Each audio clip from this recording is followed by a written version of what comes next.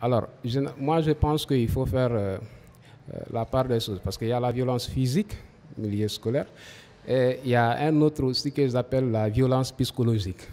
Parce qu'il y a les deux éléments qui sont là, qu'il faut essayer de dissocier. C'est extrêmement important. Alors, en général, au Mali, la violence en milieu scolaire existe réellement. Alors, concernant la violence physique, généralement, c'est surtout l'AME qui, effectivement, surtout dans le milieu universitaire ou au niveau secondaire aussi, qui essaie de violenter non seulement les professeurs, les enseignants, mais aussi leurs camarades étudiants. Donc ça, c'est du côté physique, à coups de machettes, des armes blanches, des armes à feu. Alors, tous ceux-ci sont utilisés dans les milieux universitaires pour vraiment imposer leur domination sur les autres. Alors, maintenant, du côté psychologique aussi, là, parce qu'il y a une crainte qui est là. Les enseignants ont peur. Alors, les enseignants ont peur, les étudiants aussi ont peur. Parce que c'est des gens qui peuvent se lever du jour au lendemain et foutre à l'air tout ce qu'ils veulent. Ils mettent du désordre.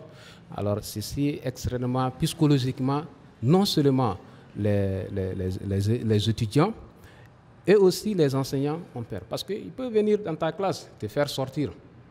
Du coup, alors, tu ne peux rien faire. Ils peuvent te frapper à coups de machettes et autres. Donc, ça existe. Jusqu'à aller dans des assassinats, si je peux me le permettre, aller dans ça, jusqu'à aller tuer. Des cas se sont passés. Par exemple, là où je suis à la faculté d'histoire et géographie, alors nous avons quand même été témoins plus d'un cas des étudiants qui ont été tués comme ça.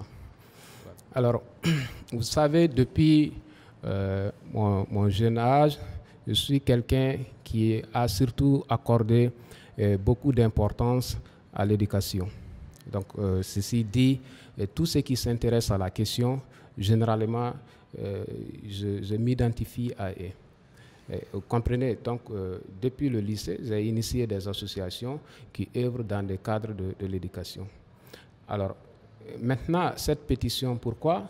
Je suis dans le milieu universitaire, j'évolue dans ce milieu, je vois des violences chaque fois. Alors, cette phrase de Nelson Mandela qui me revient chaque fois en tête, qui dit qu'une nation qui lit est une nation qui gagne. Alors, nous, étant donné que ceux qui sont censés représenter, ceux qui sont censés être le syndicat des élèves et étudiants, ne revendiquent absolument rien. Tout ce qui leur intéresse, c'est leur pognon qu'ils puissent avoir, alors des relations de part et d'autre qu'ils ont, qui profitent qu'à eux seuls. Ça ne profite pas aux étudiants. Ça, il faut qu'on se dise franchement et clairement. Alors, les politiques ne veulent pas réagir parce que ils font des dégâts, vous appelez la police ne vient pas. La gendarmerie aussi, de plus en plus, parfois, ils ne viennent pas. Ce qui veut dire qu'il y a une peur qui est là. Il y a une peur qui est là, il faut avoir le courage d'en parler. Alors, cette peur, ça vient d'où? Si vous voyez un syndicat d'étudiants qui fait des dégâts, alors on appelle la sécurité tarde à venir, ne veulent pas venir, c'est qu'il y a beaucoup de questions à se poser. Alors pourquoi tout ça? C'est que veut dire qu'ils ont un réseau important qui les soutiennent. Sans quoi, comment est-ce qu'ils peuvent, la sécurité peut dire qu'on vous appelle, vous ne venez pas? Ça ne s'explique pas. Alors, ça, c'est un premier élément. Deuxième élément, c'est quoi? Généralement, vous allez voir que c'est surtout des enfants pauvres qui en souffrent, qui en font les frais. Alors, nous sommes dans des écoles publiques. Alors, pourquoi on ne s'intéresse pas à ces écoles publiques-là? Il y a plusieurs raisons. Ce qui veut dire qu'on peut faire tout ce qu'on veut dans ces écoles, on s'en fout. Alors, on peut tirer, les élèves et étudiants peuvent aller en grève comme ils veulent. La qualité de l'enseignement, on s'en fout. Ça, c'est une deuxième raison. Alors, autre raison, c'est quoi? Vous allez voir que les étudiants qui sont dans l'AM ou bien les élèves qui sont dans l'AM ont dans leur tête que quoi qu'ils fassent, personne ne va les interpeller. Et même s'ils sont interpellés, ils savent qu'aujourd'hui, ils sont enfermés, demain, ils vont sortir. Donc, rien ne les inquiète. Alors, qu'est-ce qui leur donne tout ce pouvoir? Il y a des questions à se poser. Imaginez-vous, vous allez voir qu'il y a des personnes qui sont tuées. Vous allez voir, en tout cas, moi je n'ai pas entendu, vous n'allez voir aucune voix politique qui ose se lever pour dire que voilà, il est temps, il faut que ça cesse. Aucune voix. Tous ces politiciens qui sont là, personne n'en parle. Pourquoi ils n'en parlent pas?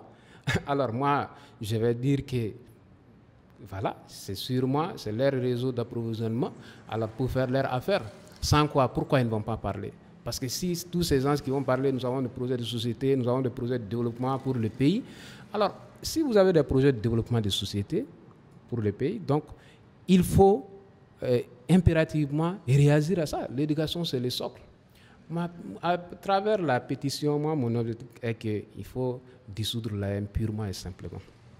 Purement et simplement. Parce que le nom AM même, d'autres vont parler de réforme, tout ça, c'est vrai. Les étudiants doivent avoir un syndicat, tout à fait logique, mais il faut que le nom AM même disparaisse. Il faut donner un autre nom de réforme modernes, mais quand même le nom AM, il faut donner un autre nom, il faut réformer d'une autre manière, mais quand même il faut aller vers la dissolution de l'AM. Moi je crois que c'est impératif.